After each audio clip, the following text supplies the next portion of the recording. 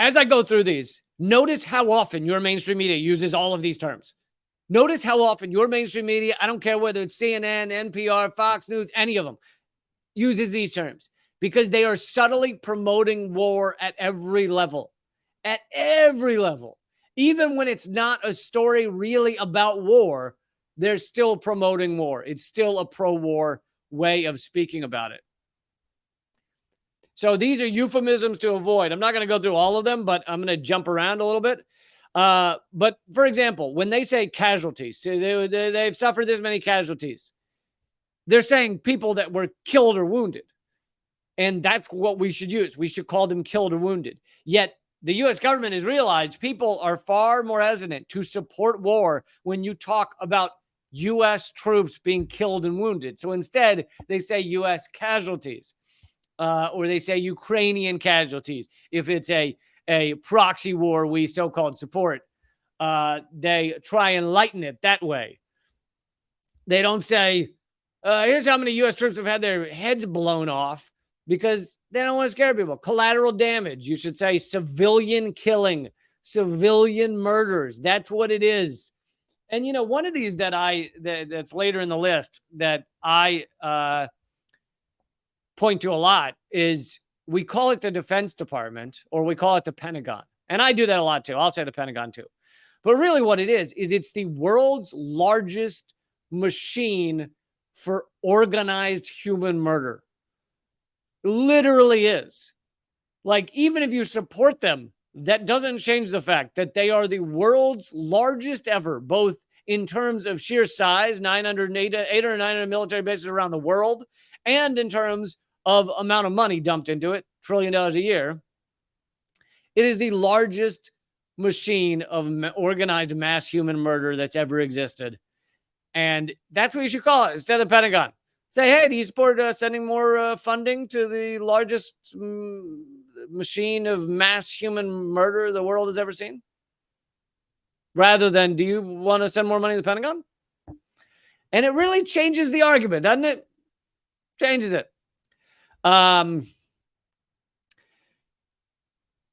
They point out here that the word drone has become a euphemism, a verb used to disguise extrajudicial killing. So they'll say someone was droned or was drone bombed, but really it's assassinated, it's killed, it's murdered by drone.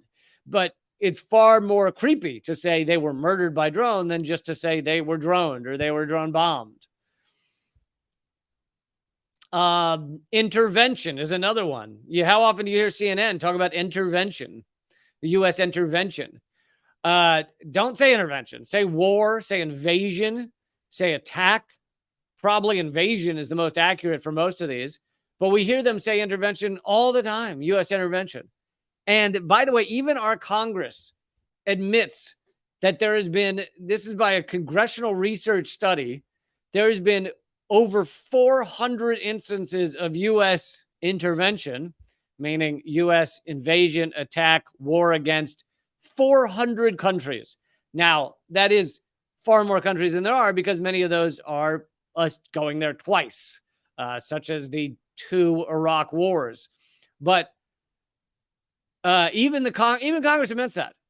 So while your mainstream media talks about how the U.S. is a peaceful country or a free country, or we're defending freedom, we have invaded or attacked 400 countries. We have been at war like over 90% of our existence as a country. And that's not even talking about economic war, which is used far more often nowadays. Neutralize is a euphemism for killing someone. Precision bombing is just bullshit. Every time some of this chart, it should just say the euphemism, and then next to it, it should just say bullshit. Because, like, there's no such thing as precision bombing. Not really. You could drop a smaller bomb on an area that you think has a bad guy. You're still killing everyone around. Like, the other one is smart bombs. They love that. Oh, the U.S. used a smart bomb. Yeah. Did it go through a window and kill a guy and then save his family who was standing around him? Fucking no. It took out the whole goddamn room, if not the building. But this shit, And it's funny to look at this next to the live stream I did Tuesday, where I was talking about the media bias chart, right? From Mediaite. And that media bias chart shows all of the news organizations that use all of these terms every day and are meant to be the least biased according to Mediaite. Here's the chart, and they decided to put me on the far left bottom, like I'm unreliable or something, which is hilarious. Anyway, you can go watch that episode if you want. But my point is just at the top of the chart. So the most reliable, the least biased is CNN, NBC, CBS, all the ones using all of this garbage terminology to manufacture consent for war every fucking day. Every day they're using these terms.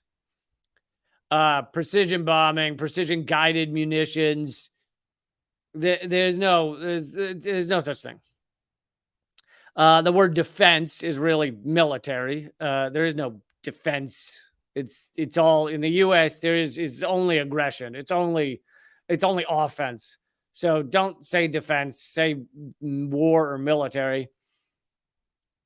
Now, I actually think they're going a little light here because, as I said a minute ago, but they say don't use the term defense budget, use the term Pentagon budget. But I really think you should say the budget for the largest machine of mass human murder that has ever existed. Say that. Say that. See if that changes some minds. More on the defense budget. Defense contractor is Pentagon contractors, weapons companies, military contractors. Anything with defense is bullshit. Secretary of Defense, it should really be just head of the largest machine for mass human murder. I know it's wordy. I know it doesn't just roll off the tongue, but oh well. Deal with it. If you want to have the largest machine of mass human murder the world has ever seen, you're going to have to say a few more words. I'm sorry. It's just how it is. Enemy non-combatant. Oh, yeah, that's a great one. They love to talk about that in like Afghanistan and stuff. Well, there were some enemy non-combatants. They're fucking civilians is what they're. They're innocent civilians. They're not enemy non-combatants. That's not an enemy. It's a fucking dude herding goats. Enhanced interrogation is, of course, torture. Most of you know that one. Lethal aid is a term they use for weapons shipments. Sending guns is called lethal aid. Let's see, what else? A few more here.